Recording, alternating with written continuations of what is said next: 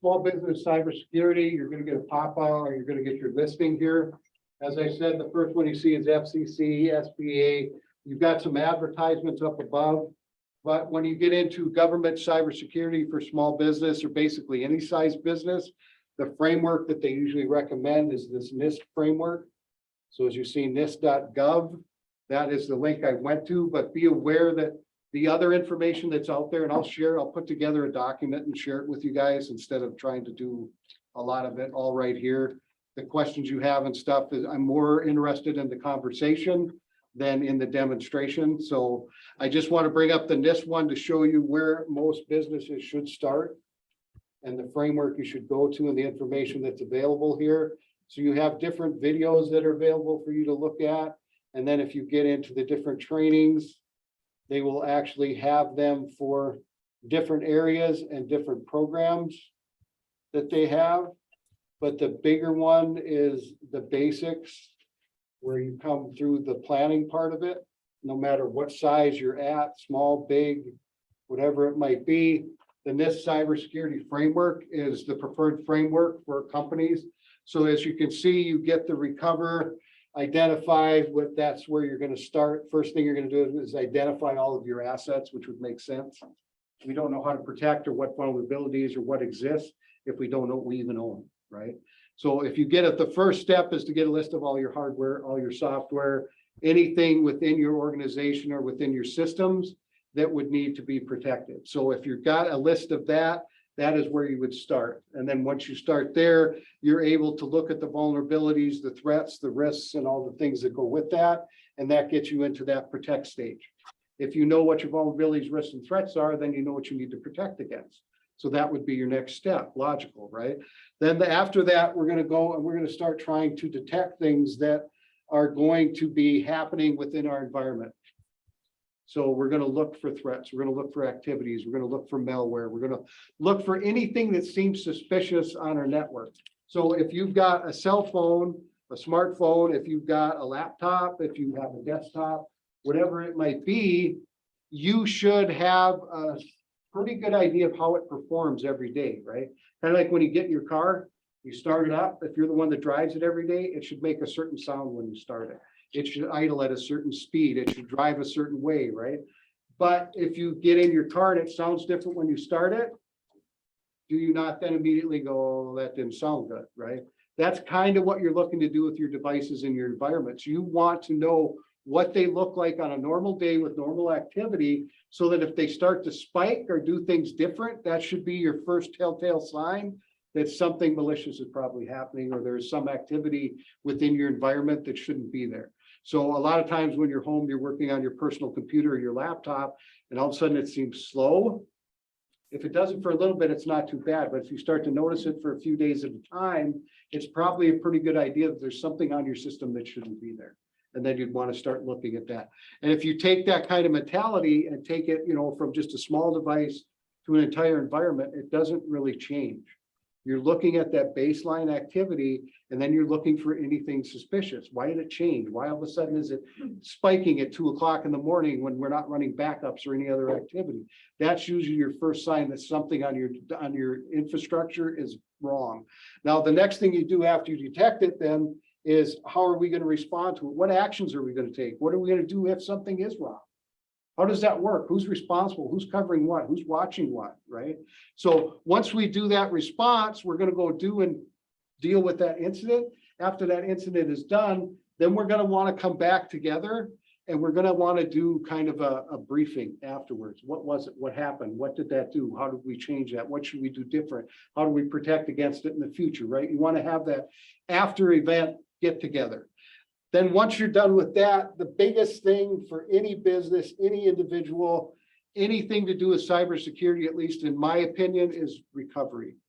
And that's backup. Are you backing up? You should have 3 backups in at least 2 locations. So you can have one local, you can have one to a hard drive, you can have one to a cloud device. But if you have 3 different backups, if anything happens to those physically within your control, you've still got the cloud backup to go back and get your information off of. The other thing that this helps protect against is everybody, the big buzzword that you're hearing around is ransomware. And that's a big concern because When it first came out with WannaCry a few years back, they did $2 billion in 18 months with ransomware and then sold it off. So it's definitely a profitable area, and vulnerabilities still exist for people to take advantage of it. Now, the big thing with that is if you get ransomware and you've got good backups, you just wipe out your system and bring your backups back. You don't have to pay any ransomware. But if you don't have good backups and you don't have your information somewhere else, you're basically looking at probably paying the ransom. And it's been kind of established since the first one going forward. It's in their best interest, once your files are encrypted, to decrypt them once you make the payment. Because if it gets word out that, well, if you pay them, they still don't decrypt it, then people are going to quit paying it. So it's to their advantage to actually decrypt your files once you make the payment. So it works out well. And there are law enforcement agencies that have been caught with this, where they've had legacy systems that ransomware got put onto. They basically would call up their state IT agency and they would say, how much are they asking? Because the cost to try and come back from that on your own is usually way more than if you just paid the ransom and got the decryption back. So unfortunately, that's usually some of the advice that you'll get. Now, there are others that are out there. If you do get certain ransomware, you want to do a Google search on it or talk to somebody in IT, because there are fixes for a few of them. Not all of them, but some of them. So if it is possible to fix it without having to do anything, that's always a benefit as well. But right now, that's one of the biggest concerns that is out there, is the ransomware stuff. You get other threats and concerns that come in there. And if you guys want to talk about those, I'd be happy to address those and cover anything that you might be thinking of. But with the NIST framework, this is out there. They give you great information on it. There's videos to cover it. It covers a business from a mom and pop shop all the way up to a multinational corporation like an IBM. The standards, the steps, the things are all the same. So if we take a look here at, let's see.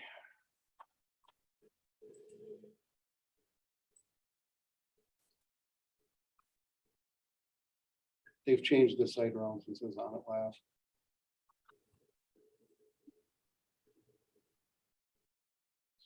Take a look. So here they kind of bring you through the roadmap of walking through what you go through. And as you see, most of this information is going to come from DHS, NSA, or some other government agency that's gone through and worked through a lot of this stuff. But there is a giant Excel spreadsheet. Oh, it's because I'm in the small business thing. There is a giant Excel spreadsheet that comes with. They changed this. Okay, so we'll go back. They've changed this quite a bit, but I have a bunch of resources and links and other websites you guys can go to, and I'd rather just give those to you in a document and share them so you can kind of go through which ones you want to look at, what information you want to get. And once I do that and you guys get a hold of that, if you still have questions or concerns or issues or anything you want to get a hold of me personally on, feel free to email me. It's chad.fenner@minotstateu.edu. But I'll include that too in that document. So if you guys do want to talk to me about anything, I'd allow you to do that.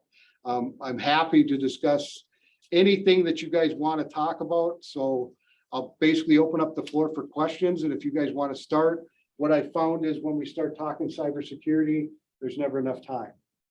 So I'd rather, instead of doing a bunch of presentation or discussion, like just based on websites and information, I'd rather field some questions and do it that way. And if anybody wants to put questions in the chat, we will monitor that too.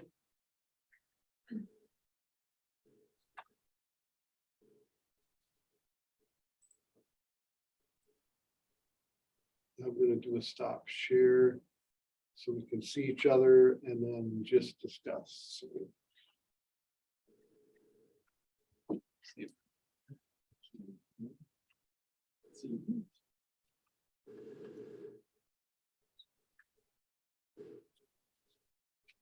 Are there any questions? Are there any conversations, topics you guys like me to cover, talk about, discuss? I mean, we can talk medical, we can talk small business, we can talk government agencies, FERPA. How safe are those programs you put on your computer that check for virus? Well, like any application, right? You kind of want to go out and make sure it's a trusted, vetted place. But nowadays with the software that you get to, you should definitely have some sort of malware protection on your systems. You should also have it on your phones. One of the first things you should be looking at is setting up a decent sized password, at least 20 characters in length, if at all possible. And it doesn't have to be special characters. It's like, I like going to Hawaii every year, right? Great password, simple, easy to remember, but it's long enough so that even with the simple text, it gets encrypted. But with the malware protection on your systems, that's just one tool that helps. The baseline and knowing what's going on with your system helps. But the malware only knows about what already exists. It doesn't know about anything new. So as they get new threats and new attacks that come out, new malware, they'll update that software to at least try and protect that. But prior to that, all they know about is what we already know about. And every day there's a new type of attack. There's a new type of malware. There's a new type. So until it gets discovered, addressed, and put out, sometimes it can take a month or many months to get something in place to actually update that. But there are a lot, like if you get a pop-up in a window when you're visiting a website that says, hey, yeah, you're not going to want that, right? You're looking at something reputable. You're looking at like a Norton, or you're looking at a Malwarebytes, or, go out and do a search on a decent malware protection software and then get somebody that's reputable. That would be my advice on that. And that it's just, again, it's only one layer of protection, right? And this is something I talk about a lot in my classes as well. Security isn't A, B, C, D, E. Security is in layers, but the biggest thing is security is a feeling. So it's kind of like, how do you feel about your house being secure? Are you okay with just door locks? Do you lock your door? Are you okay with door locks and a dog? Are you okay with door locks, a dog, and alarm system, camera system? Maybe you have some sort of extra weapon or something inside your house in case something happens. Depending on the individual, we're going to have different feelings towards security. If I live 30 miles out of town by myself with no neighbor for, half a mile, our door lock's just enough. Might be, but how safe do you feel, right? And that's security at any level. You can do security and you can spend $10 billion. All it takes is one individual to click on a link and all the money that you spent is worth it. So that's the other thing to keep in mind, is that security's weakest link is the human person. So the individual is your weakest link. It doesn't matter how much I spend, I have the potential to lose everything with just somebody clicking on something. Somebody taking a phone call through social engineering, or something happening to where I've got all these defenses in place, but I didn't train my employees well enough for them to understand that, you need to be aware of this, you need to watch this type of thing, if that makes sense. And then with your malware protection, that's a great first layer, right? But even before that, you want to lock your system. If you're not at your system, I always equate it to a phone. Would you leave your phone unlocked and just lay it out in the room? And if you wouldn't, then I wouldn't do that with any type of equipment that you have, right? So if it's a digital environment, you want to at minimum have a password protection on it. If you're not sitting in front of it physically, it should be locked. If you leave your office, your door should be locked, right? So it's these simple practices that are the most important pieces. If opportunity is not there, then it can't be exploited, right? And that's what we're looking to defend against with cybersecurity. You're looking against trying to protect everything to the best of your ability, but even that can be undermined very quickly by human nature. Somebody calls you up, they're in a panic, they've got a presentation, could you please log on to this website? Well, I didn't click anything, I just went to this website like somebody asked me. Did you validate who they are? Are you the person that should be going to that website for them, right? This is a lot of the stuff that happens at a help desk. They'll get a call, somebody will say they're so-and-so, the number looks here, we can spoof a number, we can spoof the voice, we can spoof a name, right? All that stuff could be manipulated. So you trust, but verify everything. And it's unfortunate that we've gotten to that realm in our society, but it's basically what you have to do. Even if you get a phone call that looks like it's coming from, one of your children, It's coming from a spouse, it's coming from a relative. Well, if I've done enough reconnaissance on your Facebook page to find out pictures and who you know and who your friends are, or who your family is, or maybe there was a birth announcement and, you know, now I know your name, your husband's name, I know your baby's name. There are ways to get information that's publicly available that are very simple. And then it's just a matter of making that connection in that call, spoofing the number, covering my voice, and then getting you to hopefully gut react to something. So one of the bigger things is, if you get into a situation where you're being pressured, if you get an email that says, you know, this is the IRS, da da da da da, take a minute, take a breath, look over it, think about it before you take action. The biggest thing that you can do is train individuals not to immediately react to things, because it's in our instinct to go and help someone or respond to a stressful situation as quickly as we can. Or we've been on vacation for a couple of weeks and we get back and you've got an inbox that's just loaded. And you start going through, right? And you're deleting, and then all of a sudden your supervisor or the CEO or somebody of importance or somebody that would normally get a hold of you and request something. Now you see that email, and before looking at who it actually came from, where that web address is going to go to when you click on it, all the things that you should do in a slow, methodical day, you panic when you've got all those going through and you say, oh yeah, click, and that's it. That's enough. That one click, it only takes that click to get a reverse shell installed on your system and open up a gateway to a computer and tell them that they've got access. So that's now how most are getting it. That's why that phishing link is such a big deal, because if you click on that, basically it takes a matter of seconds for things to be installed on your system. Same thing with your phone. If you get them SMS messages and you get those links inside of them, I always tell my students and I tell those that I speak to, if you think it is legitimate, say it's from Netflix, say it's from the IRS, say it's from North Dakota Department of Transportation or whoever you want it to be from, where you think it would be valid, then you should have a website that you can go to independently of that contact. So if Netflix says your account's been compromised, go to Netflix. Don't click on the link. Don't trust the email. Go to Netflix and there should be a message within your account that says the same thing. And if there isn't, then that's a good lesson for you that, hey, look, I stopped myself from getting phished because I didn't click on something that wasn't real. And they're getting good at creating emails that look very legitimate. You might get them from FedEx. You might get them from UPS. You might get them from Amazon. Hey, we got this order. Here's your receipt, right?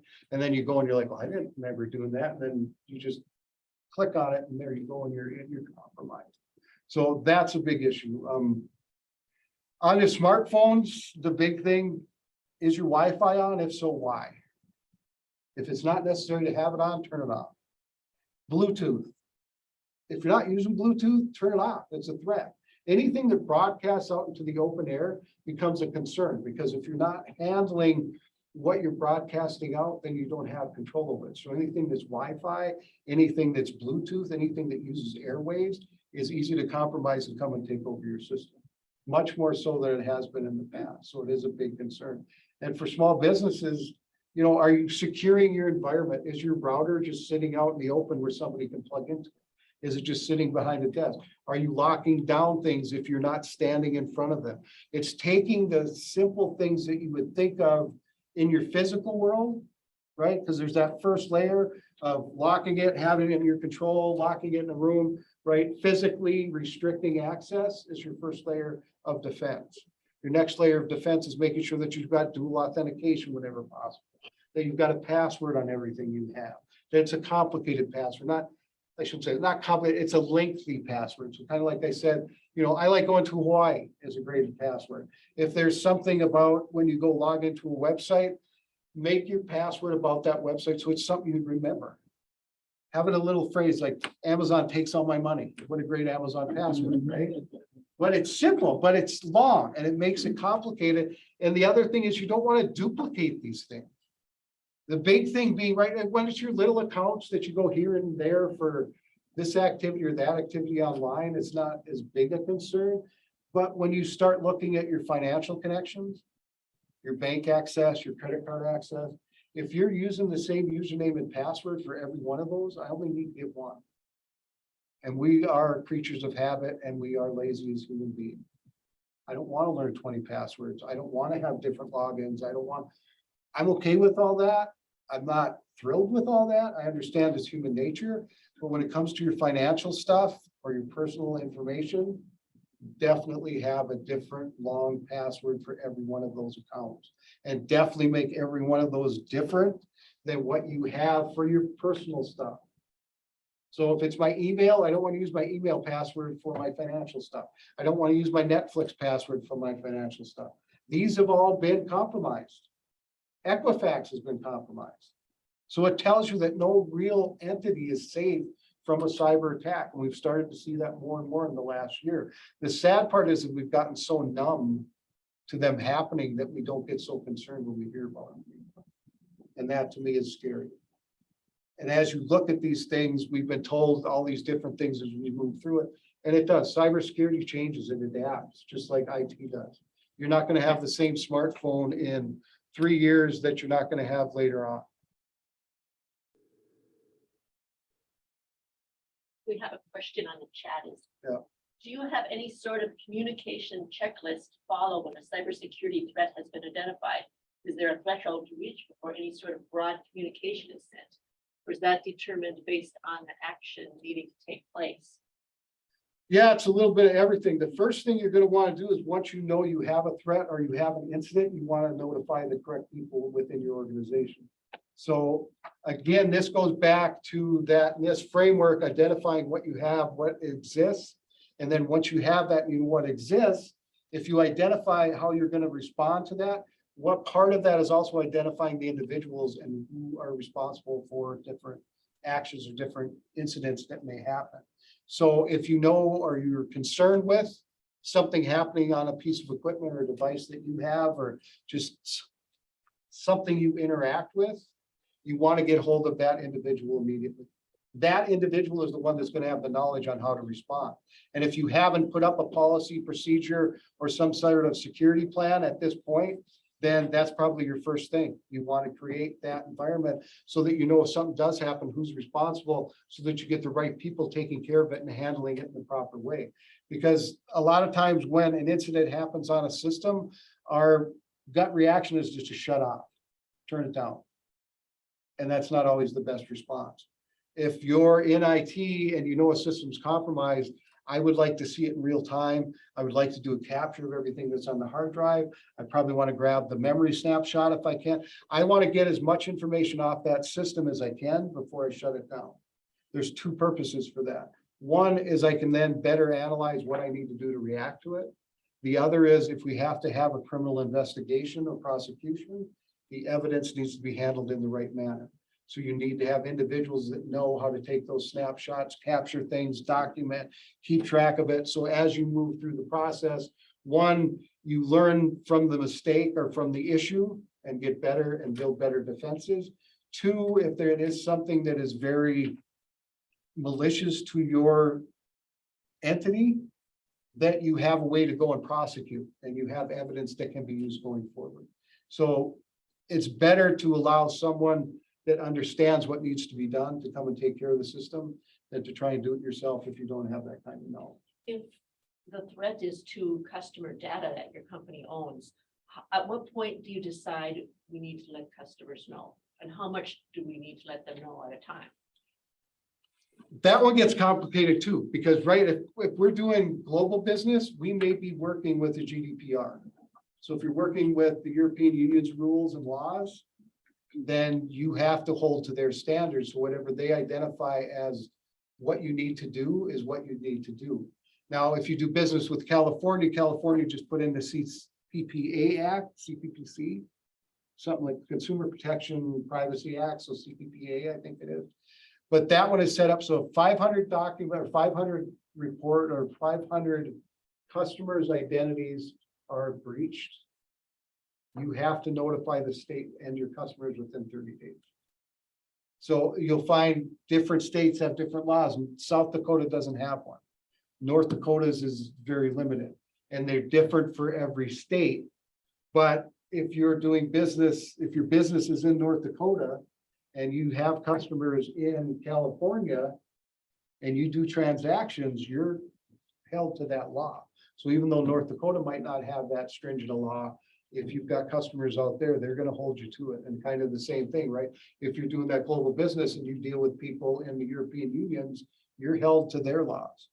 And that's something that you need to be aware of as well. So to me, it's always find the most stringent regulations and laws, and those are the guidelines that follow. And if you look at our US laws, ours are very outdated. They're very archaic. If you're just meeting those minimums, you're really not protecting your businesses or your agencies. So if you look at the higher standards that are in the NIST, that are out there from CISA, that are out there from the Small Business Association, I would start with a lot of those to just get the groundwork set. And then as you kind of get comfortable with what it should look like and how you should protect it, and what you should do, it will eventually lead you into wanting to explore it more and getting more in depth with that. So But is your recommendation to get out early and let people know right away? every company's different, right? Because potentially, if it's a very big breach, the longer you can hold it, the more you get a chance to kind of shape your message to the public. Like if we were forced the first day of the breach, well, now you don't have a lot of information of what happened. You don't have a good gathering of all the things that were affected and things of that nature. So the 30-day mark, I think, is pretty good, because it gives you enough time then to identify everything that happened, what happened, how it was done, what was affected, address that, hopefully put new protections in place, and then get your message shaped that you want to give out to the public. So you can say, right, this is what happened, this is what we thought was compromised, this is how we reacted. So you have that kind of professional message instead of that just, hey, what happened, right? And it's like, well, I don't know, I was in there and then this happened, that's not what you want to send out to the public, because you don't want to affect your business either. And that's the big concern with data breaches, is that a lot of customers will stop doing business with a company just because they've had a breach in data. So there's a concern from both sides, right? It's like, as a business, you don't want to lose customers because maybe it wasn't that big a deal, but it did affect a lot of stuff. So it might not seem like a big thing to the company, but it may be a really big thing to the individual. And the other thing I have concerns with too is every time we have a breach, we give you 1 year of customer protection. And the joke I kind of have on that is, well, that's good because I can get my new social security number by then.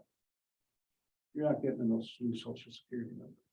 So you protecting me for a year is great, but I'm going to have that the rest of my life. So now I've got to watch for it the rest of my life.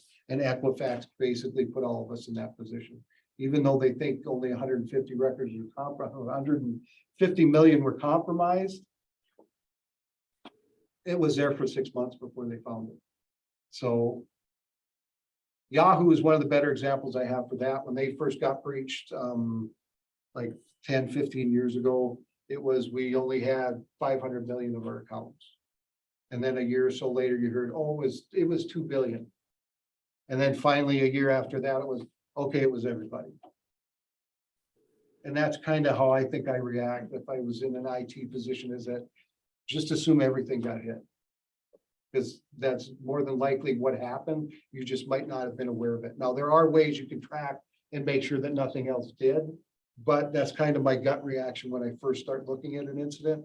And then as you work through the incident, you may find out that, yeah, it was just this small little pocket, and then you can release that. But that's what the 30 days helps you with too, is to go through a lot of that and figure out in detail what's going on. Did that answer the question? Or do you have additional on top of it?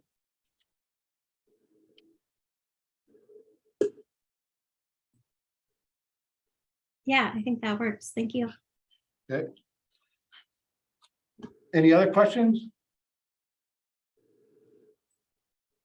How critical do you consider like using a VPN for internet usage?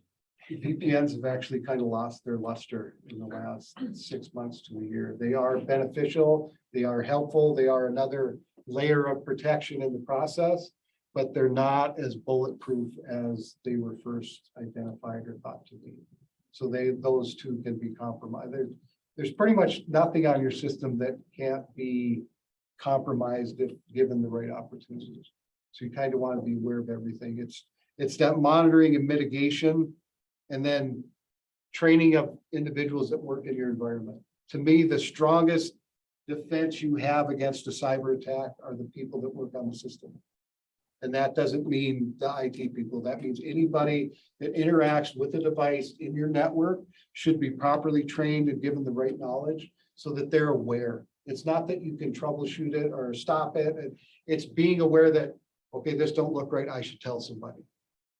Oh, I did this, and there shouldn't be repercussions with it either, right? It's if you're feared of losing your job because you did something that in your training you weren't supposed to do, you're less likely to be open about that attack and having that happen. And being an IT person, I would want to know immediately. Even if it's a false alarm, I'd rather deal with a false alarm than find out 30, 60, 90 days later that you knew about this, but you just didn't want to say anything because you thought you'd get in trouble. So I think there needs to be kind of a change in mentality of that no, I want you to tell me everything that you think is wrong. Because I'd rather deal with something that isn't an attack than miss an attack because nobody said. And training is the biggest part of that. It's being aware of what you should look at, what you should be aware of, and what you should be taking care of. And to me, cyber training is beneficial to the point where it's an individual thing. It's not just a business thing anymore. I mean, you have your own home networks and home environments. You have your own smart devices, your cell phone, right? They're on people pretty much 24 hours a day, 7 days a week. And the information I can get off your smart devices tell me probably when you go to work, when you wake up, when you go home, when you go to bed, when you're sleeping. And social media, that's another one to be aware of, right? I mean, you may have heard this, maybe you haven't. When you go on vacation, when you're leaving your house, you don't want to give real-time information about everything you're doing. Because if someone's watching your environment or watching your house and they know you're not home because you're sending pictures of your vacation in the Cayman Islands, pretty good idea that they can go and do something at your house and nobody's going to be there. So we've learned a lot more about privacy, I think, over the last couple of years than we ever wanted to. And Facebook, I think, is a great, I guess, lesson in that. Because when we all first got on, it was like, oh, I can find old friends. Like, look, here's my favorite book. Here's my favorite movie. Here's the TV shows I like to like. Here's all my family. Here's all my friends. We basically put all that information out there in the public. And the thing to remember is once it's on the internet, it's pretty much there forever. Because even if you go and delete stuff, there are systems that do snapshots of different environments at different times throughout the year. Like the Wayback Machine is one of them. You can go look at what Target's website looked like in 1942 or whatever it might be, right? And it'll go back and it'll pull that up. So there are things out there that you're unaware of that are still tracking and documenting what you. Has all this working from home made it even more dangerous? Are there special considerations you have to consider if somebody's working at home part of the time or full time?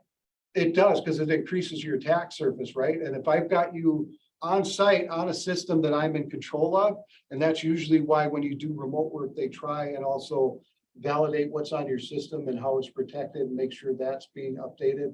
And it's why they'll bring you in through the VPN, because then hopefully it can control a lot of that traffic and encrypt that traffic and take care of those types of things. But I mean, if you think about it, are you a little more lax at home than you would be if you were working in the office? Like in your office, right? If you leave the office, hopefully you're locking your computer, you're locking your door, and then you're leaving. And if that's the case, then you're doing the right thing. But at home, it's like, well, I'm at home. So you tend to just be a little bit more relaxed, right? But the other thing with your home devices, they're also connected to every other device in your home, potentially. So even a threat that might not be on the system you're using to connect might come from some other piece of equipment onto that equipment and then into that environment. So you're just extending that attack area beyond where it would be normally. I had a colleague who used to go out and do some work in the public, and when she was out, she would not use public Wi-Fi. She didn't feel it was safe, but she would hotspot off her phone. Is that really any safer, or is that worse? It's actually a lot safer, because if you can use your own cell carrier network, everything's encrypted from your phone to the tower. And then that's a whole nother issue once it gets to the tower. Once it's on the tower, everything's plain text. So if you can get to that network, and people can, the government uses it and other entities use it. So you can see transmissions, you can listen to phone calls. There's like a whole 60-minute piece that was done a few years ago. It's known by the public, it's not known by industry, and government, but said to be non-existent, but it's actually proven that it does. So the hotspot is better because then you know you're connecting to a device that you know of. But if you go out into public, right, and that's another reason I tell you to turn off your Wi-Fi on your smartphone. Even if you're not connecting to Wi-Fi, it's looking for different signals that you put in. So if you've been to Starbucks, if you've been to McDonald's, if you've connected to Walmart, if you've connected to Target when you've been in there, that's constantly broadcasting off your phone. And if I've got a device and I'm watching those broadcasts where it's trying to go, I can now create that access point, and now you connect to me, and then you connect out, and then it comes from out to me and back to you, and I get to watch all that traffic in real time on my system, and then I can store it. So if you end up sending something that's in plain text, I can see the pictures you look at, the websites you go to. If they're not encrypted and stuff, I've got captures of all that. So I would highly recommend that connect to networks you know are trusted. But even then, like I said, trust but verify.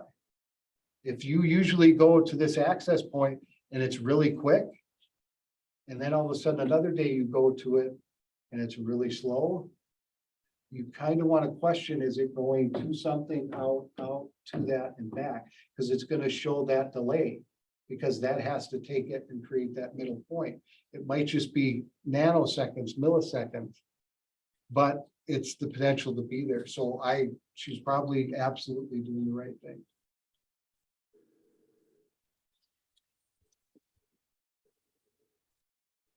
Are there any other questions? And I will share, like I said, I'll get a lot of this information that I have for you guys. I'll put that together in like one document. Then I'll share it out there with the websites and materials that are there. Because I think that way you guys can pick and choose what you want to look at instead of me standing here for an hour going through all that stuff. And if you guys have any questions that we didn't cover today, like I said, feel free to get a hold of me and just send me an email and I'll help in the best way I can. So.